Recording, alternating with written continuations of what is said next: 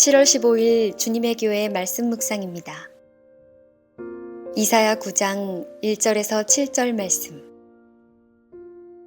전에 고통받던 자들에게는 흑암이 없으리로다.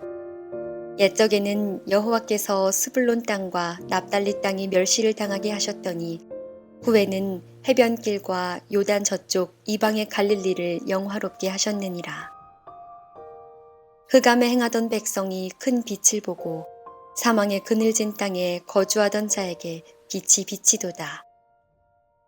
주께서 이 나라를 창성하게 하시며 그 즐거움을 더하게 하셨으므로 추수하는 즐거움과 탈취물을 나눌 때의 즐거움 같이 그들이 주 앞에서 즐거워하오니 이는 그들이 무겁게 맨 멍에와 그들의 어깨의 채찍과 그 압제자의 막대기를 주께서 꺾으시되 미디안의 날과 같이 하셨음이니이다. 어지러이 싸우는 군인들의 신과 피 묻은 겉옷이 불의 섭같이 살라지리니 이는 한 아기가 우리에게 낳고 한 아들을 우리에게 주신 바 되었는데 그의 어깨에는 정사를 메었고 그의 이름은 기묘자라 모사라 전능하신 하나님이라 영존하시는 아버지라 평강의 왕이라 할 것임이라. 그 정사와 평강의 더함이 무궁하며 또 다윗의 왕좌와 그의 나라에 군림하여 그 나라를 굳게 세우고 지금 이후로 영원히 정의와 공의로 그것을 보존하실 것이라. 만군의 여호와의 열심히 이를 이루시리라.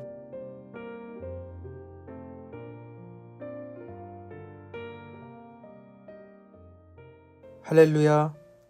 오늘도 우리에게 말씀하시며 새로운 소망을 주시는 하나님을 찬양합니다.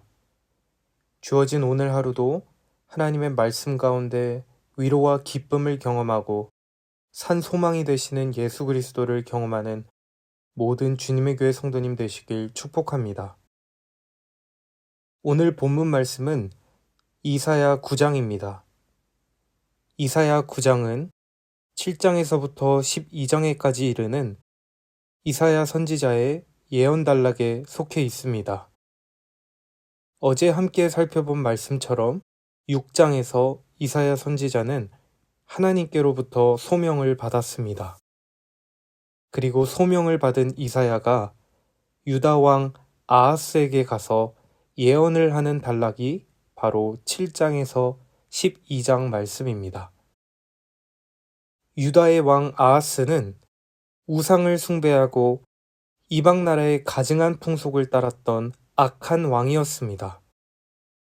이사야 선지자는 부패한 왕이었던 아하스에게 몰락을 경고하며 하나님의 뜻을 구하고 따르지 않으면 하나님의 심판이 있을 것이라고 담대히 예언했습니다. 이사야 7장의 말씀을 자세히 살펴보면 북이스라엘과 아람의 연합군이 유다를 쳐들어와 예루살렘을 포위하고 있었습니다. 그때 두려워 떨고 있는 아하스 왕에게 이사야 선지자는 두려워하지 말고 하나님께 도우심을 구하라고 했습니다. 하지만 악한 왕이었던 아하스는 하나님을 의지하지 않고 오히려 다른 이방 나라인 앗수르에게 예물을 바치며 앗수르의 왕에게 도움을 구했습니다. 위기의 순간에 아하스는 여호와 하나님을 의지하기보다 신흥 강대국이었던 앗수르를 의지하며 그의 신복이 되기를 자처한 것입니다. 그렇기에 이사야 선지자는 유다가 하나님의 심판으로 오히려 앗수르의 공격을 받게 될 것이라고 예언했습니다. 7장 17절에서 25절의 말씀이 바로 그 심판의 메시지입니다. 또한 8장을 자세히 보면 아하스 왕과 그 백성은 하나님을 버리고 앗수르를 의지하였으므로 하나님이 오히려 앗수르를 불러다가 그 백성을 심판하실 것이라고 분명하게 예언합니다. 8장 6절에서 7절 말씀을 제가 읽어보겠습니다. 이 백성이 천천히 흐르는 실로암 물을 버리고 르신과 르말리아의 아들을 기뻐하느니라. 그러므로 주 내가 흉용하고 창일한 큰 하수 곧 아수르 왕과 그의 모든 위력으로 그들을 뒤덮을 것이라. 그 모든 골짜기에 차고 모든 언덕에 넘쳐 흘러 유다에 들어와서 가득하여 목에까지 미치리라. 또 8장 21절 22절 말씀입니다. 이 땅으로 헤매며 곤고하며 굶주릴 것이라. 그가 굶주릴 때에 격분하여 자기의 왕과 자기의 하나님을 저주할 것이며 위를 쳐다보거나 땅을 굽어보아도 환난과 흑암과 고통의 흑암뿐이리니 그들이 심한 흑암 가운데로 쫓겨 들어가리라. 여러분, 이 무서운 심판의 메시지가 와 닿으십니까? 하나님의 율법을 따르지 않고 하나님을 의지하지 않는 교만한 백성은 위를 쳐다보거나 땅을 쳐다보아도 환난과 죽음, 고통의 흑암뿐이라고 성경은 경고합니다. 국가의 위기 앞에서 하나님을 의지하지 않고 아수르라는 신흥 강국을 의지했던 아하스. 그의 선택으로 인해 하나님은 아수르를 심판의 몽둥이로 삼아 유다를 치실 것입니다. 하지만 심판이 끝이 아니라 하나님은 구원의 소망도 주셨습니다. 이것이 바로 오늘 우리가 읽은 약속의 메시지 이사야 9장입니다. 9장 1절에서 2절 말씀.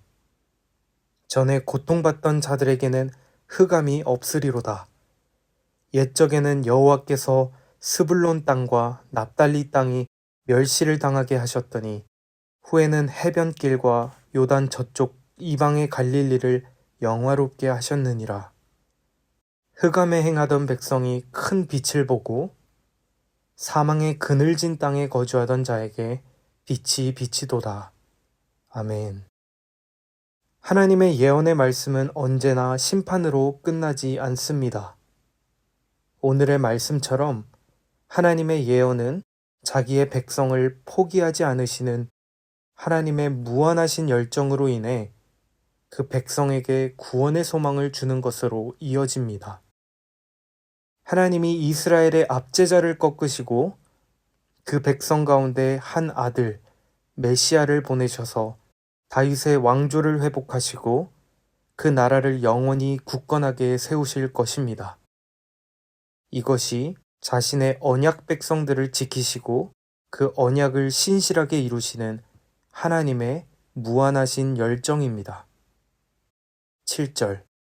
그 정사와 평강이 더함이 무궁하며 또 다윗의 왕좌와 그의 나라에 군림하여 그 나라를 굳게 세우고 지금 이후로 영원히 정의와 공의로 그것을 보존하실 것이라.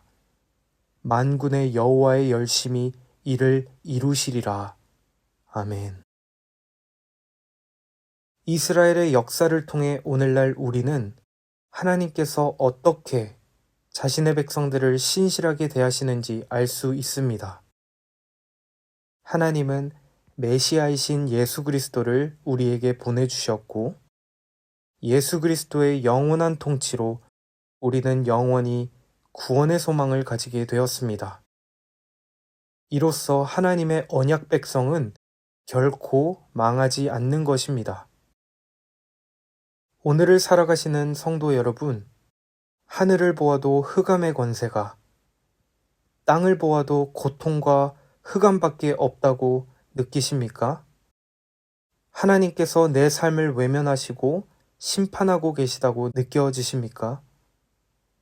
그렇다면 오늘 하나님께서 주시는 이 예언의 말씀을 붙드시길 축복합니다. 이는 한 아기가 우리에게 낳고 한 아들을 우리에게 주신 바 되었는데 그의 어깨에는 정사를 메었고 그의 이름은 기묘자라 모사라 전능하신 하나님이라 영존하시는 아버지라 평강의 왕이라 할 것임이라. 기묘자, 내 삶에 기이한 일을 행하시는 분.